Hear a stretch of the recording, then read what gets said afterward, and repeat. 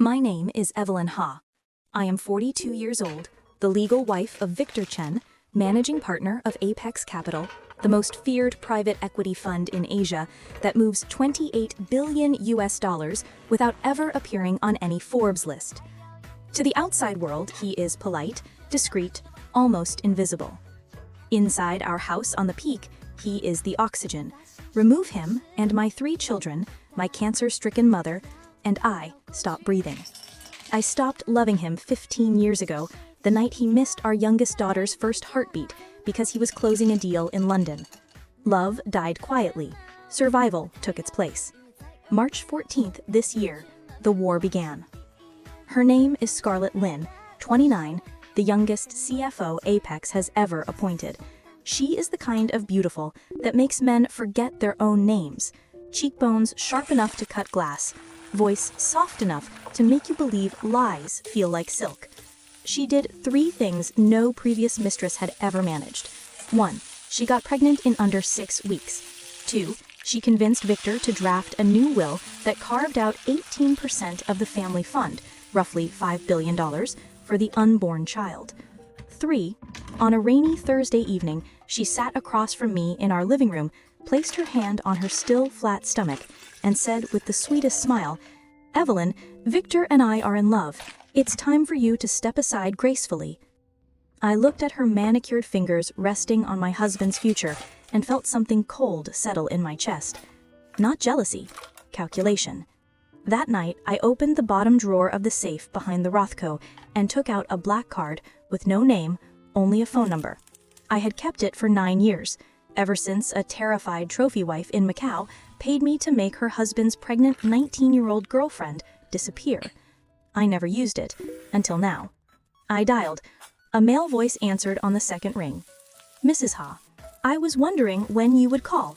He never asked how I got the number, he already knew. People in the shadows call him K. No one knows his full name, age, or nationality. Some say he was trained by an intelligence agency that no longer exists. Others say he is the bastard son of a European banking dynasty. All anyone agrees on is the price and the guarantee. He finishes the story exactly the way you write the ending. I met him 48 hours later in a private room at a members-only club in Central. He was younger than I expected, mid-30s, lean, expensive suit, eyes the color of winter water. He listened without blinking while I laid out the rules. Scarlett must abort voluntarily. She must vanish from Victor's life forever. Victor must never be able to leave me without destroying himself. No bodies. I am a mother, not a murderer. Kay tapped ash from a cigarette he never lit and quoted the price. $15 million wired to 3 accounts plus 2% of a Cayman shell company you will create tomorrow. I didn't negotiate. Mothers who negotiate lose. He smiled for the first time. 100 days, Mrs. Ha. After that, Scarlett Lin will no longer exist in any way that matters. Day 1 to 6. Research. Kay disappeared into Scarlett's life like smoke. He already knew everything. Her blood type, her cycle, the clinic she used for fillers, the barista who wrote hearts on her oat milk cappuccino. He knew she had aborted twice before, once in university, once 2 years ago, and that her mother owed Macau casinos $4 million. He knew Victor had booked the delivery suite at Matilda Hospital for February next year. He knew, and he waited. Day 7. The lie that killed hope. Kay walked into the private obstetrics clinic wearing a white coat and the forged credentials of Dr. Benjamin Coe, perinatal psychiatrist. She was there for the 12-week scan. Kay sat beside her, showed her a set of doctored ultrasound images, a fetus with severe cranial facial deformities, missing limbs, organs outside the body. He spoke softly, clinically, devastatingly. The condition is 100% fatal. Even if carried to term, the baby will live minutes, hours at most, in agony. Scarlett cried so hard the nurse had to bring oxygen. 2 hours later, she signed the consent form herself. Victor was in Tokyo. He received the news by text and wired flowers that never arrived. Day 15. The first crack in Victor. Kay sent Victor an envelope. Inside, 8 grainy photographs of Scarlett embracing a tall man in the hospital barrage. The face was blurred just enough to be unrecognizable, but the watch on his wrist was a limited edition Patek Philippe Victor had given Scarlett for her 29th birthday. Victor took the red-eye home, burst into the recovery room, and slapped her across the face while she was still bleeding. "Who is he?" Scarlett, drugged and dazed, could only cry. That was the last time Victor touched her. Day 22. The descent begins. Scarlett discharged herself against medical advice. Her mother called screaming about loan sharks. Her boss hinted her promotion was on hold. The only person who still answered her calls was Dr. Benjamin Coe, K, who offered tea, sympathy, and a quiet apartment in Happy Valley where she could recover in peace. She moved in the same afternoon. 16 cameras started recording. Day 30 to 45. Addiction. I received the live feed link on my phone. I watched Scarlett transform in real time. At first, she was cautious, sleeping fully dressed. By week 4, she was greeting Kay at the door, wearing only his shirt. By week 6, she was on her knees begging him to stay the night. Kay never raised his voice, never hurried. He fed her small doses of benzodiazepines, mixed into chamomile tea, just enough to blur the line between need and love. He recorded every confession, every orgasm, every tear. He sent me 30-second clips with no comment. I watched them in the dark while Victor slept beside me, snoring off another bottle of Yamazaki. Day 60. The party. Kay invited 7 men to the apartment. I knew every name. 1. Raymond Wee, Victor's biggest rival at Dragon Capital. 2. Marcus Louis, the regulator who had been blocking Apex's new fund. 3. Thomas Cheng, Victor's former mentor who was forced out 15 years ago. 4 to 7. 3 married board members whose wives controlled old money fortunes. They arrived masked. Scarlett was given a single pill dissolved in champagne. For 6 hours, the cameras recorded everything in 4K. When she woke the next morning, the men were gone. Only Kay remained, playing the video on the 85-inch television, volume high enough to rattle the windows. Scarlett screamed until her voice shredded. She tried to throw herself off the balcony. Kay caught her by the hair, dragged her back inside, and whispered, "Behave and I will let you live." Day 70. The leak. At 9:03 a.m. on a Monday, the video hit every major financial group chat in Asia. By 9:17, it was on the front page of every gossip site. By evening, Apex's compliance department suspended Victor indefinitely.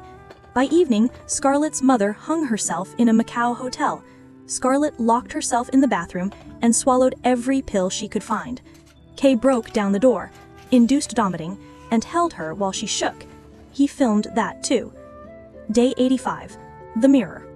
Kay placed a full-length mirror in the bedroom and made her sit in front of it for hours. He gave her a scalpel and said, "Make yourself ugly enough that no man will ever want you anymore. Then maybe I'll let you stay." Scarlett carved her face in perfect parallel lines, cheeks, forehead, throat. Blood dripped onto the marble. She smiled at her reflection and said, "Now I'm safe." Kay kissed the wounds and told her she was beautiful. She believed him. Day 90. The final recording. Kay sat her on the bed, handed her a straight razor, and said, "If you want to die, I'll let you die. But first, tell the camera who you really are." Scarlett spoke for 47 minutes. She confessed every affair, every abortion, every lie she ever told Victor, every dirty deal at Apex. She ended by looking straight into the lens and saying, "Evelyn Ha won. Tell her I'm sorry I ever thought I could take her place." Day 100. Kay walked into my study carrying a single black USB. He placed it on the desk between us. "Your husband will receive his copy at 8 p.m. tonight. After he watches it, he will sign whatever you put in front of him." I asked the question I had avoided for 3 months. What happens to her now? Kay lit his cigarette at last. She's already gone. The body just hasn't realized it yet. He left without saying goodbye. That night, Victor came home early. He locked himself in his study with the USB. I heard retching, then sobbing, then silence that lasted 4 hours. At 2:13 a.m., he walked into our bedroom on his knees, clutching the new trust documents that transferred every asset into irrevocable trusts for the children and me. He tried to kiss my feet. I stepped over him and went to check on the kids. Epilogue, 6 months later. Scarlett Lynn is patient 4871 at a private psychiatric hospital in the New Territories. She has no visitors. She no longer speaks, except to repeat one sentence. "I'll be good.